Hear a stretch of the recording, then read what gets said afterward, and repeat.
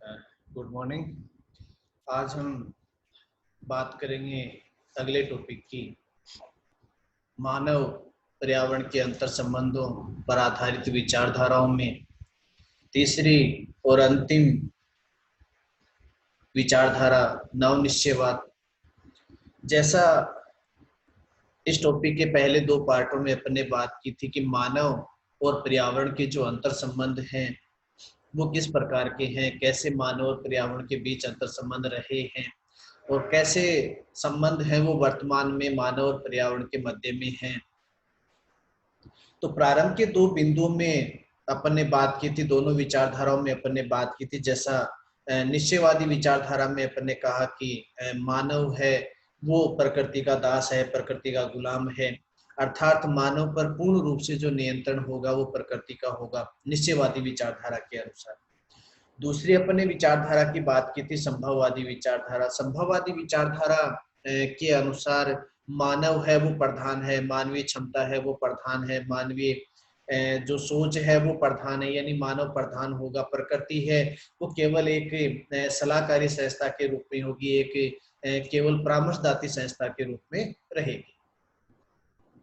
तीसरी और अंतिम जो विचारधारा है, जिसको नवीनतम विचारधारा भी कहा जाता है, आधुनिक विचारधारा भी जिसको कहा जाता है, और वर्तमान समय के जो भूगोलवेता हैं जिन्होंने पहले कभी निश्चयवादी विचारधारा का समर्थन किया था, वो भूगोलवेता भी, वे विचारक भी, और वर्तमान समय के अधिकांश जो विचारक हैं, जो भूगोलवेता हैं, उन्होंने भी नवनिश्चयवादी विचारधारा का समर्थन किया है।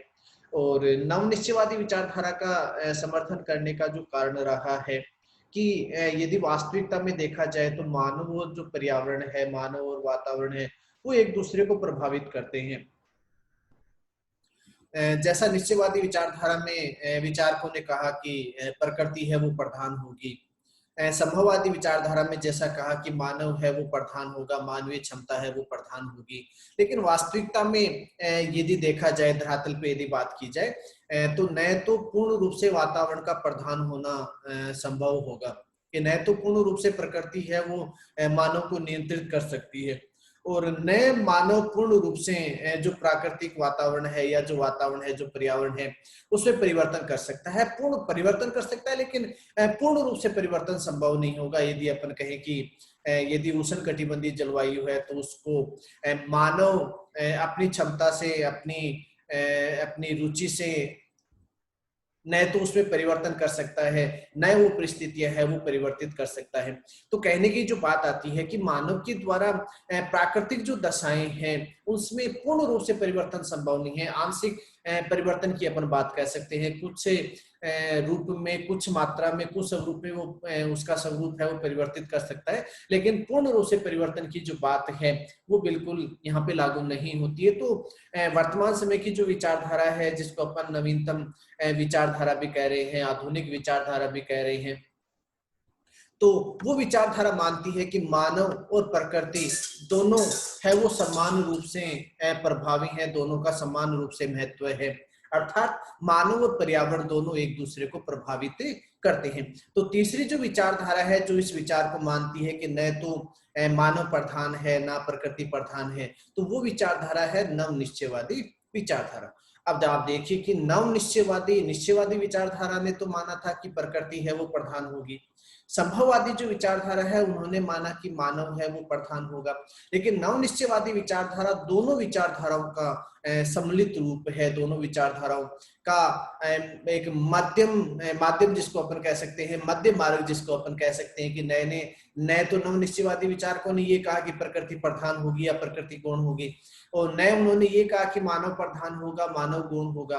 अर्थात नवनिश्चयवादी विचारधारा के जो समर्थक हैं, जो विचारक हैं, या नवनिश्चयवादी जो विचारधारा है, वो मानती है कि न तो प्रकृति पर मानव का पूर्ण नियंत्रण है और ना ही मानव प्रकृति का विजेता है। अर्थात कि न तो मानव पूर्ण रूप से प्रकृति के नियंत्रण में रहेगा, नियंत्रण में नहीं रहेगा, अर्थात प्रकृति का मानव पर प्रभाव होगा। प्रभाव क्यों बात कह रहे हैं कि प्रभाव होगा, नियंत्रण नहीं होगा। और नए मानव प्रकृति का विजेता होगा, यानी वो विश्व विजेता भी नहीं होगा कि वो प्रकृति की जो दशा है, प्राकृतिक जो दशा है, चाहे वो प्राकृतिक हो चाहे मानवीय हो, तो जो भी भौगोलिक परिस्थितियां हैं, जो भी भौगोलिक दशाएं हैं, उसमें मानव के द्वारा पूर्ण रूप से परिवर्तन भी संभव नहीं है। आंशिक परिवर्तन है वो किया जा सकता है, लेकिन पूर्ण रूप से परिवर्तन की जहां बात होती है तो पूर्ण रूप से परिवर्तन किसी भी स्थिति में संभव नहीं होगा। जब पूर्ण रूप से परिवर्तन किसी स्थिति में संभव नहीं होगा तो अपन कहेंगे कि न तो मानव प्रधान है और ना प्रकृति प्रधान है। तो नवनिश्चयवादी जो विचारधारा है, जिसको आधुनिक विचारधारा भी कहा जाता है, जिसको वैज्ञानिक निश्चयवाद भी कहा जाता है, तो नवनिश्चयवादी विचारधारा के अनुसार न तो प्रकृति का मानव पर पूर्ण नियंत्रण होगा और नए मानव प्रकृति का विजेता होगा। अर्थात मानव और पर्यावरण, मानव और प्रकृति दोनों एक दूसरे से अंतर संबंधित होंगे, दोनों एक दूसरे को प्रभावित करने का कार्य करेंगे। अर्थात पर्यावरण है वो मानव पर प्रभाव डालेगा और मानव अपनी क्षमता से पर्यावरण पर भी प्रभाव डाल सकता है, उसमें कुछ परिवर्तन उसके द्वारा किया जा सकता है। दूसरी बात, नवनिश्चयवादी जो विचारधारा है वो मानती है कि मानव उन्नति के लिए आवश्यक है कि मानव प्रकृति का सहयोग करे, यही नवनिश्चयवाद है। अब आप देखिए, जैसा निश्चयवादी विचारधारा में कुमारी सैमपुल ने कहा था कि मानव पृथ्वी तल की उपज है, अर्थात मानव के पास जो कुछ है या मानव है वो पृथ्वी के एक बच्चे के रूप में, एक शिशु के रूप में है, उसका लालन पालन है, पालन पोषण है, उसका सामाजिक, आर्थिक, मानसिक, शारीरिक जो विकास है वो प्रकृति के अनुसार हुआ है। तो यहाँ पे नवनिश्चयवादी जो विचारक हैं, जो विचारधारा वो मानती है कि मानव प्रकृति का सहयोग करे, अर्थात प्रकृति पर निर्भर रहते हुए मानव अपनी आवश्यकताओं की पूर्ति करेगा, तो मानव को भी किसका सहयोग करना होगा, किसका सहयोग लेना होगा, प्रकृति का उसको सहयोग लेना होगा। यही नवनिश्चयवादी विचारधारा है। अगली बात अपन करें तो जैसा अपन ने बात की कि निश्चयवादी जो विचारधारा है उसका प्रारंभ तो अपन ने कहा था कि जर्मनी से हुआ है। संभववादी विचारधारा में अपन ने कहा कि संभववादी विचारधारा का जो प्रारंभ है, जो जन्म है, वो फ्रांस से हुआ है। जबकि नवनिश्चयवादी जो विचारधारा है वो मूल रूप से कहाँ की मानी जाती है, अमेरिका से इसका प्रारंभ माना जाता है, या अमेरिकन जो भूगोलवेता है वो इसके समर्थक माने जाते हैं। और दूसरे शब्दों में यदि बात की जाए तो वर्तमान समय में वे भूगोलवेता जिन्होंने कभी निश्चयवादी विचारधारा का समर्थन किया था वो भी नवनिश्चयवादी विचारधारा का समर्थन करते हैं। उन्होंने भी बाद में ये कहा कि मानव है वो प्रकृति से नियंत्रित नहीं है, मानव पर प्रकृति का प्रभाव है। नहीं, उन्होंने नियंत्रण शब्द के स्थान पर कौन से शब्द का प्रयोग किया, प्रभाव शब्द का प्रयोग भी किया है। नवनिश्चयवादी विचारधारा के जो प्रतिपादक, संस्थापक, जन्मदाता जो माने गए हैं ग्रिफिथ टेलर, और ग्रिफिथ टेलर जो अमेरिकन भूगोलवेता है, उन्होंने अपनी रचना 20वीं शताब्दी का भूगोल 20th सेंचुरी इन ज्योग्राफी में नवनिश्चयवादी विचारधारा का समर्थन करते हुए जो बात कही है कि वातावरण के प्रभाव की उपेक्षा नहीं की जा सकती। नवनिश्चयवादी विचारधारा में का समर्थन करते हुए ग्रिफिथ टेलर ने जो बात कही, बहुत अच्छी बात इन्होंने कही कि मानव पर वातावरण का प्रभाव होगा और वातावरण के प्रभाव की उपेक्षा किसी भी स्थिति में किया जाना संभव नहीं है। प्रभाव होगा पर ये नहीं कह सकते जैसा निश्चयवादी विचारधारा ने कहा कि नियंत्रण होगा, लेकिन यहाँ पे बात आती है प्रभाव की। प्रभाव होगा, कोई ये नहीं कह सकता, ये प्रमाणित भी नहीं कर सकता कि मानव है वो उसकी किसी भी आर्थिक क्रिया में उसने पर्यावरण का या प्रकृति का उसने सहयोग नहीं लिया हो, या मानव की किसी क्रिया में वातावरण का प्रभाव नहीं हुआ हो। तो ग्रिफिथ टेलर सीधे शब्दों में जो बात कहते हैं कि वातावरण की प्रभाव की जो उपेक्षा है वो कहीं भी नहीं की जा सकती, अर्थात मानव और मानव की आर्थिक क्रियाओं पर, मानवीय क्रियाओं पर वातावरण का प्रभाव होगा। इसके अनुसार प्रकृति का मानव पर पूर्ण नियंत्रण नहीं है, फिर भी प्रभाव अवश्य है और मानव उस प्रकृति की सीमाओं के अंदर ही आर्थिक, सामाजिक उन्नति करता है। अर्थात यहाँ पे आप देखिए ग्रिफिथ टेलर बहुत ही साफ शब्दों में यहाँ पे बात कह रहा है नवनिश्चयवादी विचारधारा का समर्थन करते हुए कि प्रकृति का मानव पर पूर्ण नियंत्रण नहीं है, फिर भी प्रभाव है। अपने प्रारंभ में भी बात की कि निश्चयवादी विचारधारा तो मानती थी कि नियंत्रण, किसका? प्रकृति का। किस पर? मानव पर।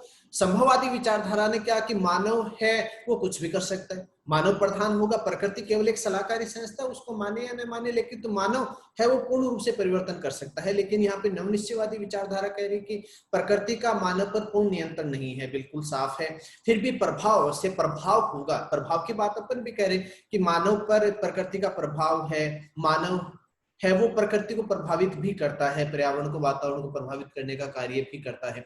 और मानव अपना जो विकास करता है, प्रभाव भी किस रूप में, ये आप यहाँ पे देखिए, मानव जो भी कार्य करेगा उसमें वो उस क्षेत्र की प्राकृतिक दशाओं का उपयोग करते हुए, यानी प्रकृति की सीमाओं के अंदर ही आर्थिक सामाजिक उन्नति उसके द्वारा की जा सकती है। कि मानव अपनी आवश्यकताओं की पूर्ति करता है। मानव यदि कोई कार्य करता है, चाहे वो कृषि कार्य करता है, चाहे वो खनन करता है, या अन्य उत्पादन संबंधी, व्यापार संबंधी यदि वो कार्य करता है, तो वो संपूर्ण जो क्रियाएं होंगी, आर्थिक सामाजिक जो क्रियाएं होंगी, वो उसमें किसके अंतर्गत की जाएंगी? उस प्रकृति की निर्धारित जो सीमाएं हैं, उस सीमाओं के अंदर ही उसके द्वारा आर्थिक सामाजिक विकास किया जाएगा। अर्थात मानव की जो क्रिया होगी वो किससे प्रभावित होगी? प्रकृति से प्रभावित होगी, क्योंकि प्रकृति पर ही उसका आर्थिक और सामाजिक विकास है वो निर्भर करेगा। ग्रिफिथ टेलर ने नवनिश्चयवादी जो विचारधारा है उसको वैज्ञानिक निश्चयवाद व रुको व जाओ निश्चयवाद भी कहा है। ग्रिफिथ टेलर की जो मानव भूगोल से संबंधित जो रचना है 20वीं शताब्दी का भूगोल, उसमें नवनिश्चयवादी विचारधारा का समर्थन करते हुए ग्रिफिथ टेलर ने कहा कि ये नवनिश्चयवादी जो विचारधारा है, जिसको वैज्ञानिक निश्चयवाद कहा जाता है, उसको रुको व जाओ निश्चयवाद की संज्ञा दी गई है। किसके द्वारा? ग्रिफिथ टेलर के द्वारा। ये क्वेश्चन है वो काफी पूछा हुआ भी है कि रुको व जाओ निश्चयवाद, स्टॉप एंड गो जो विचारधारा है वो किसके द्वारा प्रतिपादित की गई? तो वो उसका प्रतिपादन किसके द्वारा किया गया है? ग्रिफिथ टेलर के द्वारा। और ग्रिफिथ टेलर ने रुको व जाओ निश्चयवाद किसको कहा है? नवनिश्चयवादी विचारधारा को कहा है। और नवनिश्चयवादी विचारधारा को रुको व जाओ निश्चयवाद किस रूप में कहा गया है? यहाँ पे आप देखिए, ग्रिफिथ टेलर ने भी अपनी रचना 20वीं शताब्दी के भूगोल में नवनिश्चयवादी विचारधारा को रुको व जाओ निश्चयवाद की संज्ञा दी है। और रुको व जाओ निश्चयवाद की संज्ञा किस रूप में दी है? आप देखिए, ग्रिफिथ टेलर ने नवनिश्चयवादी विचारधारा की जो तुलना है वो किसके साथ की है?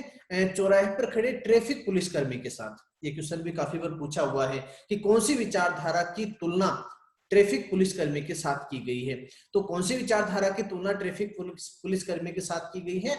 नवनिश्चयवादी विचारधारा की। अब आप देखिए कि नवनिश्चयवादी विचारधारा की तुलना कैसे एक ट्रैफिक पुलिसकर्मी या सिपाही जो चौराहे पे खड़ा हुआ होता है उसके साथ कैसे न्याय संगत बैठती है? तो ग्रिफिथ टेलर कहता है नवनिश्चयवाद की तुलना ट्रैफिक पुलिसकर्मी के साथ की जा सकती है, क्योंकि जिस तरह ट्रैफिक पुलिसकर्मी चौराहे पर खड़ा होकर वाहनों की गति को कम या अधिक तो कर सकता है, लेकिन उनकी दिशा में कोई परिवर्तन नहीं कर सकता। यहाँ पे आप देखिए ग्रिफिथ टेलर के शब्दों में, परिभाषा में यदि अपन देखें तो बहुत ही अच्छी बात यहाँ पे उन्होंने कही है। उन्होंने कहा कि जिस प्रकार चौराहे पर खड़ा हुआ एक ट्रैफिक पुलिसकर्मी, आपने चौराहा देखा है जहाँ पे ट्रैफिक पुलिसकर्मी खड़े होते हैं, या सिटी में जहाँ पे जहाँ लाइटें होती हैं, रेड नीली जहाँ बत्तियां होती हैं, तो उन बत्तियों को जैसे क्रॉस किया जाएगा तो कई जगह बत्तियों की जगह क्या होता है? ट्रैफिक पुलिसकर्मी है वो चौराहे पे खड़ा होगा। अब यदि आप किसी दिशा से किसी दिशा में जा रहे हैं, यदि मान लीजिए आप जैसे घर से बाजार की ओर जा रहे हैं, बीच में आपके चौराहा है जहाँ पे पुलिसकर्मी है वो खड़ा हुआ है, तो वो आपको हाथ से इशारा करके, हाथ के संकेत से आपको रुकने का संकेत कर सकता है। तो उस संकेत के साथ आप वहां पे क्या करेंगे? रुकेंगे। उसके बाद जब उसके द्वारा आपको वापस चलने के लिए कहा जाता है तो आपका जो गंतव्य स्थल है जहां आपको पहुंचना है, तो आपकी जो गति है वो उसने कम की है, लेकिन आपका जो गंतव्य स्थल है उसमें कोई परिवर्तन नहीं होगा। जैसे ही आपको चलने का इशारा करेगा आप अपने गंतव्य दिशा या स्थल की ओर रवाना होंगे। तो ट्रैफिक पुलिसकर्मी चौराहे पर खड़े होकर वाहनों की गति को कम या अधिक तो कर सकता है, लेकिन उसकी दिशा में परिवर्तन नहीं कर सकता। यहाँ पे आप देखिए कि जो ट्रैफिक पुलिसकर्मी है वो कौन है? प्रकृति है। वो कौन है? वातावरण है। वो कौन है? पर्यावरण है। तो वो वातावरण आपको क्या कर सकता है? प्रभावित कर सकता है। प्रभावित कैसे किया कि आपको रुकने का इशारा किया, आपको चौराहे के ऊपर जैसे ही उसने इशारा किया आप वहां पे रुके, तो आप पर क्या हुआ, प्रभाव हुआ। जब उसने चलने का इशारा किया तो वापस अपने आप आपकी जो गंतव्य दिशा थी, गंतव्य स्थल था, उसकी ओर आप रवाना हो गए। आप प्रभावित तो हुए, नियंत्रित नहीं हुए। आपको ये नहीं कह सकता कि वापस आप यहाँ से घूम के घर चले जाओ, नहीं कह सकता। वो आपको रोक सकता है, कुछ समय के लिए आपको वो रोक सकता है, कुछ समय के लिए आपको वो रोक सकता है, लेकिन आपकी दिशा में परिवर्तन नहीं कर सकता। अर्थात जो वातावरण है, जो पर्यावरण है, वो मानव को प्रभावित करेगा, जबकि नियंत्रित करने का कार्य नहीं करेगा। उसके द्वारा आप नियंत्रित नहीं होंगे, केवल आप प्रभावित होंगे। तो नवनिश्चयवादी जो विचारधारा है वो क्या मानती है कि जो मानव है वो प्रकृति से प्रभावित है, नियंत्रित नहीं है। जो प्रकृति है वो प्रभाव डालने का कार्य करती है, नियंत्रित करने का कार्य नहीं करती। दूसरी यहाँ पे बात करें, डॉक्टर टेथम ने नवनिश्चयवादी विचारधारा को किसके रूप में माना है, क्रियात्मक संभववाद। ये क्वेश्चन भी काफी पूछा हुआ है, काफी एग्जाम में पूछा जाता है कि क्रियात्मक संभववाद विचारधारा का प्रतिपादन किसने किया। तो क्रियात्मक संभववाद विचारधारा का प्रतिपादन किसने किया था, डॉक्टर टेथम ने। ब्रिटिश भूगोलवेता OH के स्पेट ने नवनिश्चयवाद में संभववाद शब्द के स्थान पर संभाव्यवाद शब्द का प्रयोग किया। अब यहाँ पे आप देखिए, ये क्वेश्चन भी काफी पूछा हुआ है कि पर संभाव्यवाद विचारधारा का प्रतिपादन किसने किया। तो पर संभाव्यवाद विचारधारा का जो प्रतिपादन है वो किसने किया है, OH के स्पेट ने किया है। उन्होंने नवनिश्चयवाद में संभववाद के स्थान पर कौन शब्द का, पर संभाव्यवाद शब्द का प्रयोग किया। तो ये दो क्वेश्चन काफी एग्जाम में पूछे हुए हैं, पूछे जाते हैं कि एक तो क्रियात्मक संभववाद, तो क्रियात्मक संभववाद किसका, डॉक्टर टेथम, और पर संभाव्यवाद जो विचारधारा है, जो शब्द का प्रयोग किया है वो किसके द्वारा, OH के स्पेट के द्वारा। अगले भूगोलवेता की बात करें जिन्होंने नवनिश्चयवादी विचारधारा का समर्थन किया, हंटिंगटन। हंटिंगटन ने मानव भूगोल से संबंधित अपनी रचना pulse of Asia, civilisation and climate, principles of human geography में नवनिश्चयवादी विचारधारा का समर्थन किया है। पहले इन्होंने निश्चयवाद विचारधारा का प्रतिपादन किया, समर्थन किया। उसके बाद में इन्होंने नवनिश्चयवाद के बाद एक नई विचारधारा के साथ वो जुड़े, नवनिश्चयवादी विचारधारा के साथ, जिसमें अपन ने कहा कि मानव और प्रकृति दोनों हैं वो प्रधान होंगे। AJ हर्बर्टसन ने अपने रचना प्रादेशिक प्रदेश का सिद्धांत में भी नवनिश्चयवादी विचारधारा का समर्थन किया।